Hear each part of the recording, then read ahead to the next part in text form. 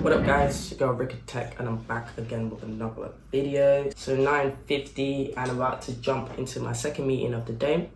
So for those of you that don't know, I'm an AWS consultant and I mostly just vlog what I do throughout my day. I also do talk about some of the work that I do within my agency, 27, where I create web development solutions for customers. So stick around if you want to see what it is like to be an AWS consultant, and I hope you enjoy the video. Peace.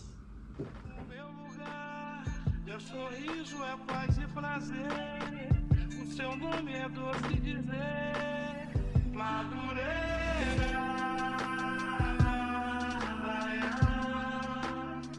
So as a platform engineer, it's our role to ensure that we, respond to any requests that the developers have, unblock them, and ensure that all our pipelines are running correctly. So I'm now just dealing with a platform request, and I'm hopefully going to be able to resolve that for the dev. So the time is 2:32 p.m. and I finished up all my meetings for the day. I'm now going to start doing a bit of coding. So currently I'm creating a Python script that goes through Security Hub findings, and I'm looking to exclude certain ARNs depending on what prefix they have.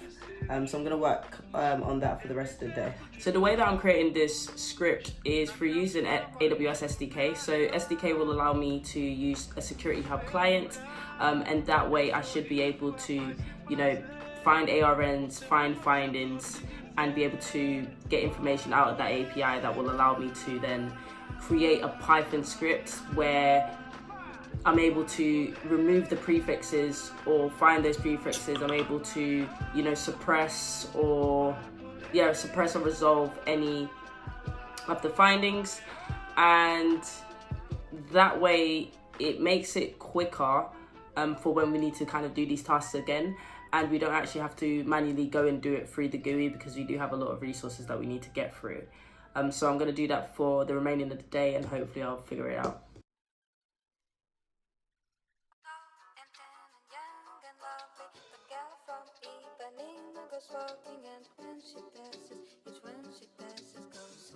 Essentially, working backwards is you focus on the goal, you focus on the solution, you focus on the outcome that you are trying to obtain from this problem, and you work backwards to see what services you'll use, what would be the best tech stack, what type of questions or information is missing that you could potentially need to ask the customer.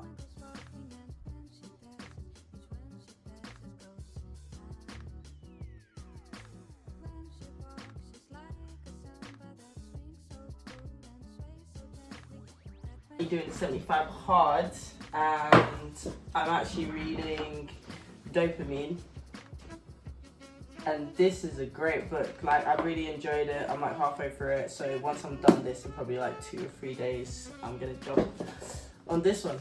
So yeah. So I've actually decided to change slightly the direction that I'm going with this. So the issue is I'm actually looking for a Security Hub finding, but for some reason when I'm getting it to print out my findings, it doesn't seem to be showing me all of the available resources. So I've decided to kind of go another way around it, which is by using the Trusted Advisor CLI. The Trusted Advisor client, to essentially get a list of all of the Trusted Advisors checks. So I'm going to refactor my code to be able to see if it can find those resources within Trusted Advisor, and then hopefully from there we can then create the function where it finds it based on the prefix. Alright, so I take that back. I was going to go down the Trusted Advisor route, but I've noticed that there are no API calls that allow me to suppress or resolve any of the findings that I get. So I've jumped back with using Security Hub, but I've slightly just changed my code.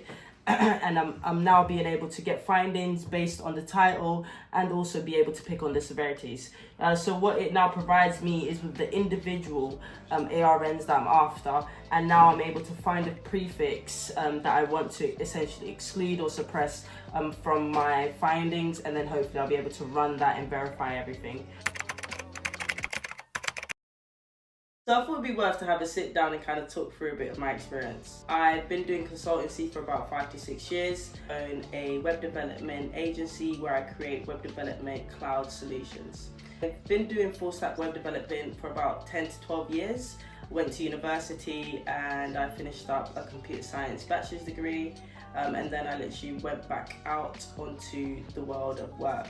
I'll kind of give you guys some tips on what really helped me, especially for somebody who didn't want to have a master and I'm a completely self-taught programmer. I think it'd be really crucial to kind of tell you how I was able to stand out compared to other candidates. First internship role, I worked as a technology consultant. I decided to defer my first year of university. A lot of the content that I was learning, which was mostly Python, I had already learnt that and I felt like I wasn't being challenged. And I worked for a company that sold virtual desktops. This was a paid internship for a full year. I was able to travel, I was able to train up, get certifications needed, so I'm best suited for the job. And I thoroughly enjoyed myself. So I wanted to kind of talk through how I was able to get an internship coming out of my first year of university and giving you some tips on how you're able to, stand out. So number one, having a portfolio is really crucial. So you can either have a website or you can have a GitHub. I had both for mine, and I also would write a blog of all of the projects that I had completed. Now, the reason why it's important to have a portfolio or like an online repository where you're able to share your code is of two things really. So one, you show credibility, and you also show that you are passionate of the content that you're creating. When you're going for an interview, as an intern, you are not supposed to know every single thing that's being asked. But the one thing that you can show is your passion. You can show your drive, you can show your way of thinking. So you can do that whether that's through a blog or through commenting out, some of the work that you've done. And that way you're able to actually explain those projects that you've made within your interviews, and the interviewer will then be able to have a better understanding of how much knowledge you really, really have. Number two is working on your online presence. So I had a LinkedIn that I've been working on for a long time because I had understood that networking is very important within tech. Now, I don't come from a background within my family where anybody works within tech. I didn't know any tech people, so I didn't really know how I was going to get my foot in. And the best way that I thought of doing this was when, around this time, LinkedIn was just becoming like a popular platform for people to be able to find their jobs. And I would be putting out all of my work. I'd put statuses, I'd put updates of, projects and work that I'd completed. And by having this online presence, that was how I was actually able to find out about this technology consultant role, because I was headhunted. Now, be practical. Being able to actually work with the tools that you're being interviewed for is a way better experience than actually just understanding things from a theory content. So when I first started out as a self-taught programmer, I never thought about the different chapters that are within, like a Python programming book. I would actually think of what is it that I want to create. So I guess you can think of different projects of, I want to make, a Python script that reads through all the Security Hub findings. I want to make a full stack web application that I upload into AWS EC2 instances. I want to, train a data model, right? And this data model is able to figure out what is plastic and what is glass when I take a picture. So thinking of really big elaborate ideas is what actually pushed me and challenged me, but also kept me motivated in the task, that I was learning, because learning and studying sometimes can get a bit tedious. Well, my love for coding came from me having the opportunity to be creative and me being able to showcase my skills that way. So those are the top 3 tips that I would say helped me stand out.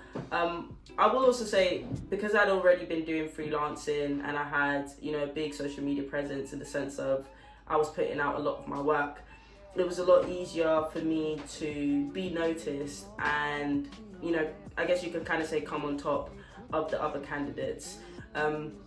So I think it's really important for you to ensure that you've established those basic things of, putting yourself out there and giving yourself the exposure that you need.